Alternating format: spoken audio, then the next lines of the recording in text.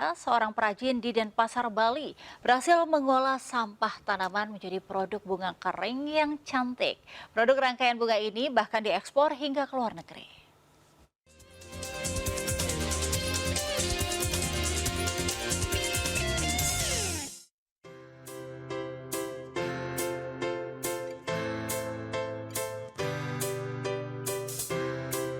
Lihatlah beragam bunga cantik ini. Siapa sangka ini merupakan bunga kering yang bisa bertahan lama hingga tahunan. Nah, kepekaan melihat peluang mengolah limbah tanaman menjadi produk bunga kering ini menjadi berkah bagi Asri Karda, seorang perajin di kawasan Jalan Tukat, Badung, Renon, Denpasar. Dirintis sejak tahun 1998, berawal dari hobi akan bunga, sedikitnya 400 lebih kreasi bunga kering berhasil diciptakan Asri. Asri kreatif memanfaatkan limbah dari alam berupa ranting, buah, biji, kelopak bunga, kulit hingga akar tanaman. Untuk bahan baku limbah tanaman, selain mencari sendiri, Asri juga membeli dari sejumlah tukang kebun. Dibantu orang tua dan beberapa pekerja, dibutuhkan waktu hingga 1 minggu untuk menyelesaikan satu rangkaian bunga kering berukuran besar. Diawali oleh orang tua saya, mulai dari karena hobi akan tanaman, hobi akan merangkai bunga. Jadi muncul ide kenapa tidak kita merangkai atau membuat bunga yang bisa awet sampai dengan tahunan. Kalau di beberapa desain sudah ratusan ya, bisa sampai ratusan, 400-an bisa. Berbagai kreasi bunga kering cantik dari limbah alam ini dibanderol mulai dari 15.000 hingga jutaan rupiah, tergantung jenis bunga dan bahan yang digunakan. Selain dipasarkan di berbagai kota besar di Indonesia, beragam kreasi bunga cantik ini bahkan sudah diekspor loh hingga ke Kanada dan Jerman. Dari Denpasar, Bali, Indira Ari, iNews melaporkan. Pemirsa, tak hanya menawarkan keindahan panorama, Pantai Pandawa di Desa Ungasan, Kabupaten Badung, Bali juga menjadi tempat wisata olahraga air dengan bermain perahu kano. Bermain kano di perairan yang jernih menjadi pengalaman yang mengesankan.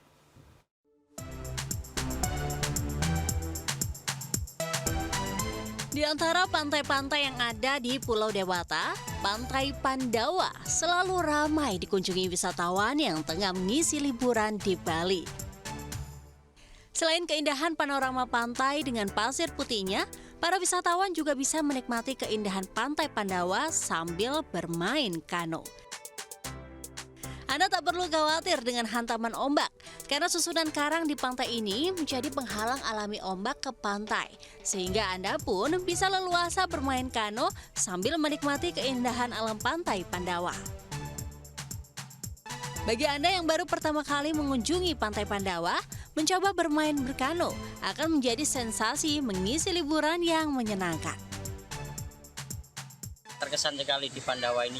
Pantainya sangat indah dan ketepatan ombaknya dan juga masyarakat ramah-ramah sekali, Pak. Sangat senang sekali. Rasanya asik, agak menyeramkan karena terbalik terus kan satu kanonya 3 orang.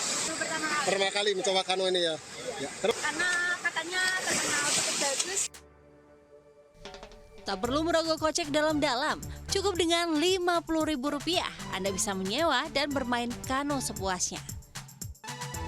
Dari Badung, Bali, Indira Ari, iNews melaporkan.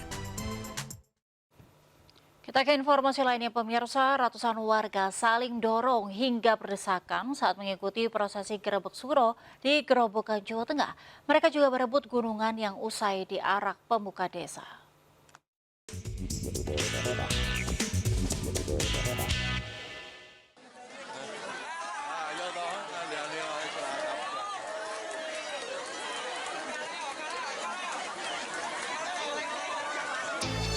Sebuah gunungan diserbu warga di Desa Mlowo Karangtalun, Kecamatan Pulo Kulon, Grobogan, Jawa Tengah. Mereka saling dorong hingga sejumlah lansia yang tepat berada di depan gunungan terjatuh dan terjepit di tengah kerumunan. Meski harus berdesakan, warga tetap antusias dan berharap bisa mendapatkan berkah dari hasil panen yang mereka dapat. Bahkan sisa-sisa hasil panen yang terjatuh tetap diambil untuk dibawa pulang.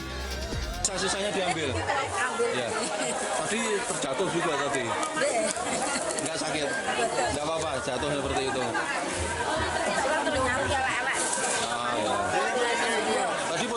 mana, Pak? Wah, posisinya pundi di situ atau di mana? Selesai rebutan gunungan, prosesi dilanjutkan dengan sebar beras kuning. Dalam adat setempat, beras kuning ini dipercaya bisa memberikan hasil dan rezeki yang melimpah. Selesai menyebar beras kuning, warga kemudian terjun ke sendang untuk kungkum atau mandi hingga tengah malam. Acara Grebek Suro ini selalu diadakan oleh warga desa Mlowo Karangtalun setiap tahun. Tradisi ini bertujuan untuk mengenalkan budaya lokal kepada para generasi muda. Dari Grobogan, Jawa Tengah, Rustama Nusantara iNews melaporkan. Pemirsa, 3 orang tewas terinjak-injak saat pesta rakyat yang digelar di alun-alun Garut, Jawa Barat.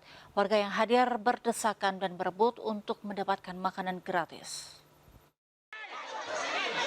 Pesta rakyat yang awalnya meriah berubah mencekam setelah ribuan warga berdesakan berebut makanan gratis di pendopo Garut. Banyak warga yang hadir membuat sejumlah orang terinjak-injak. Akibatnya 3 orang meninggal dunia, salah satunya anggota polisi. Pesta rakyat tersebut diketahui bagian dari rangkaian pernikahan putra sulung Gubernur Deddy Mulyadi. Menanggapi hal itu, KDM mengaku terpukul adanya korban jiwa, menyampaikan permohonan maaf. Dirinya akan bertanggung jawab atas insiden tersebut. Maka saya menyampaikan turut berduka cita. Semoga almarhum dan almarhumah diterima iman Islamnya, diampuni segala dosanya, kemudian ditempatkan di tempat yang mulia di sisi Allah Subhanahu wa Ta'ala. Pasca kejadian, kegiatan saat ini dihentikan dan panitia acara dievaluasi agar hal serupa tidak terjadi di kemudian hari. Dari Garut, Jawa Barat, Ils Solihin, iNews melaporkan. Pemirsa, salah satu wilayah di Sunggal, Medan, Sumatera Utara selalu menjadi tempat transaksi narkoba. Polisi menggerebek lokasi dan sejumlah pecandu narkoba lompat ke sungai.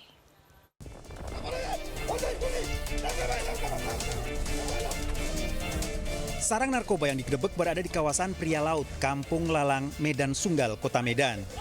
Untuk sampai ke sarang narkoba, polisi harus melewati gang sempit yang hanya bisa dilewati sepeda motor.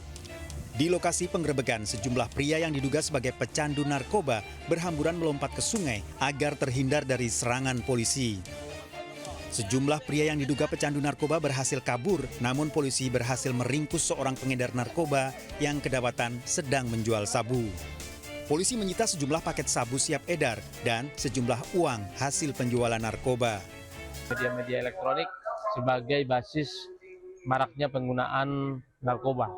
Dan kemarin juga kami mendapatkan informasi terkait adanya BD yang beroperasi di daerah pemukiman penduduk yang ini sudah meresahkan banyak orang tua yang cenderung akan mempengaruhi anak-anak terpengaruh atau terpapar terhadap penyalahgunaan narkoba ini. Tersangka menjalani pemeriksaan di kantor polisi terancam hukuman 5 tahun penjara. Dari Kota Medan, Sumatera Utara, Adi Palapa Harahap, iNews melaporkan. Pemirsa, seorang pria lanjut usia saat berjalan kaki terjatuh ke bantaran Kali Banjir Kanal Timur di Cakung, Jakarta Timur. Korban berhasil diselamatkan oleh petugas pemadam kebakaran dengan menggunakan tangga.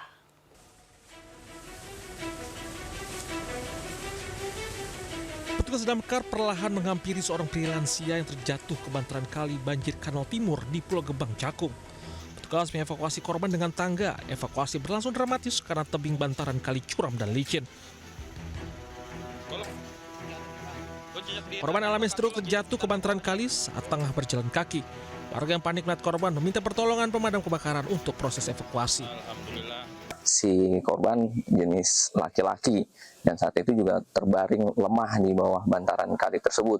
Sehingga tim damkar melakukan size up dan action bahwa masih bisa terjangkau oleh tangga yang terdapat di unit. 3 personil pemadam kebakaran beserta alat pendukung dikerahkan untuk mengevakuasi korban.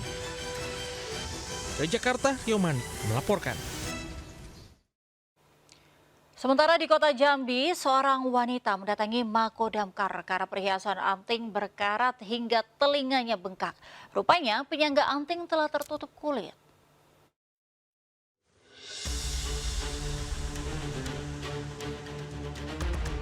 Nadila, 30 tahun, warga Kelurahan Kenali Asam Bawah, mendatangi Mako Damkar Kota Jambi. Ia meminta bantuan petugas untuk melepas antingnya yang berkarat. Akibat perhiasan itu, telinga Nadila bengkak hingga ia pun kerap merasa sakit. Sebelumnya ia sempat berusaha melepaskannya sendiri, namun tak berhasil. Rupanya penyangga anting telah tertutup kulit yang membengkak. Setelah diperiksa, petugas kemudian berupaya melepas anting itu dengan tang jepit. Setelah lebih dari 30 menit, akhirnya perhiasan anting di kuping wanita tersebut berhasil dilepaskan. Setelah anting dilepas, Nadila pun bisa menghirup nafas dengan lega dan tidak merasa sakit lagi. Ia pun tak lupa berterima kasih kepada petugas damkar yang telah membantunya. Dari kota Jambi, Adrianus Susandra, iNews melaporkan. Warga dihebohkan dengan munculnya seekor beruang madu yang masuk ke permukiman di Tanah Datar, Sumatera Barat. Diduga beruang madu kabur dari habitatnya karena kurangnya ketersediaan makanan.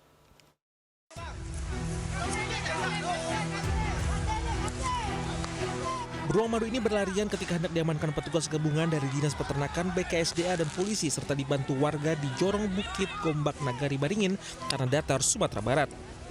Petugas sempat kesulitan membius beruang karena banyaknya warga yang menonton. Kedatangan beruang ini pertama kali diketahui seorang petani yang hendak pergi ke sawah. Takut dimangsa, ia pun lari dan memberitahukan temuannya. Diduga kedatangan beruang madu ke pemukiman diperkirakan karena kesediaan makanan di habitatnya yang tidak tercukupi. Selain itu, banyaknya hutan yang terbakar turut menjadi penyebab beruang turun gunung. Iduhnya kawak kan, gerak-gerak 4 meter kan. Itu sempat lari ya? Enggak lari loh, kalau orang baru lari kan, orang kantai kan. Kalau menurut warga sini kenapa bisa sampai ke pemukiman seperti ini? Bisa jadi hutan negaranya terbakar. Bisa beberapa faktor. Bisa jadi karena habitatnya terganggu di hutan atau kebakaran hutan oleh api. Rencananya beruang yang berhasil diamankan akan dikembalikan ke habitatnya setelah dilakukan observasi. Dari Kabupaten Tanah Datar, Sumatera Barat, Agung Sulistyo, iNews melaporkan. Pemirsa, bocah berusia 11 tahun tak sadarkan diri di rumah sakit selama 1 bulan setelah digigit ular berbisa di Semarang, Jawa Tengah.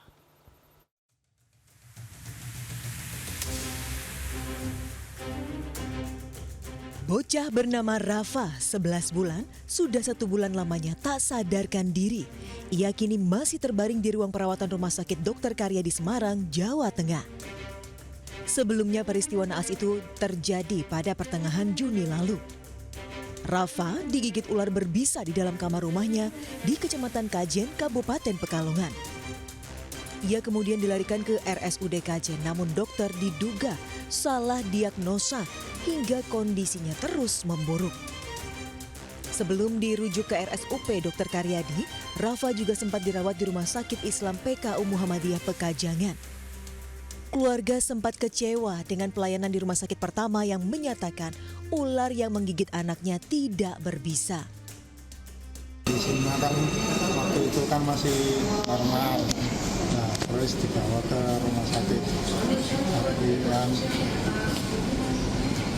Terus di sana kan ditelan, katanya nggak berbisa. Rafa kini dirawat di ruang PICU Rumah Sakit Dr. Karyadi.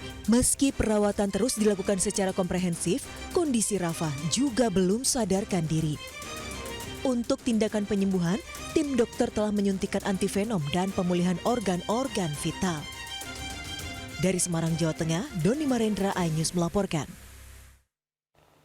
Pemirsa, 2 kelompok warga terlibat tawuran di Makassar, Sulawesi Selatan setelah aksi teror penyerangan dengan anak panah.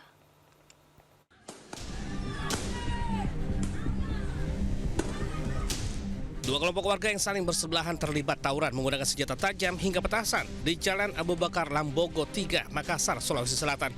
Peristiwa ini merupakan aksi susulan setelah terjadi teror penyerangan menggunakan anak panah. Dua kelompok saling tuding sebagai penyebar teror hingga berujung tawuran. Iya, sudah kita lewat. Tadi agak ramai sana, dia busuk. Apa dia? Saya lewat sini mutar. Ada memang kejadian sebelumnya ini, Pak. Maksudnya keributan. Kita kenal pelaku, Pak. Tidak ada korban jiwa dalam tawuran ini, namun bekas tawuran diantaranya panah busur ditemukan berserakan di jalan. Anak panah bahkan menancap di sepeda motor korban yang menjadi korban dari teror pembusuran. Pasca peristiwa itu, polisi terus memperketat penjagaan guna mengantisipasi kejadian serupa. Dari Makassar, Sulawesi Selatan, Sahrul Adiaksa, iNews melaporkan. Pemirsa, 2 pemotor tewas di 2 kecelakaan berbeda di kawasan Jakarta Selatan. Kelalaian dalam berlalu lintas diduga menjadi penyebab utama kecelakaan.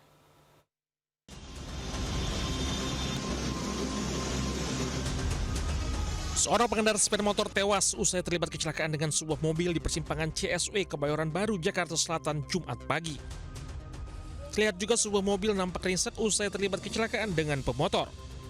Kecelakaan terjadi ketika salah satu pengendara diduga menerobos lampu pengatur lalu lintas atau lampu merah. Sedangkan kecelakaan kedua terjadi tak jauh dari lokasi pertama, tepatnya di Jalan Sisingamangaraja depan Sekolah Al-Azhar, Kebayoran Baru, di mana seorang pengemudi mobil diduga mabuk saat berkendara hingga akhirnya menabrak separator busway dan pengendara motor hingga tewas. Ada salah satu kendaraan yang menerobos lampu merah. Ini masih kami dalami, ya, karena terjadinya persis di persimpangan di saat aktivitas pagi dan lalu lintas. Kini pengemudi kendaraan yang terlibat kecelakaan masih dalam pemeriksaan. Polisi mengimbau pengendara untuk mematuhi peraturan lalu lintas dan menjaga kecepatan laju kendaraan. Dari Jakarta, Rizky Falufi, iNews melaporkan.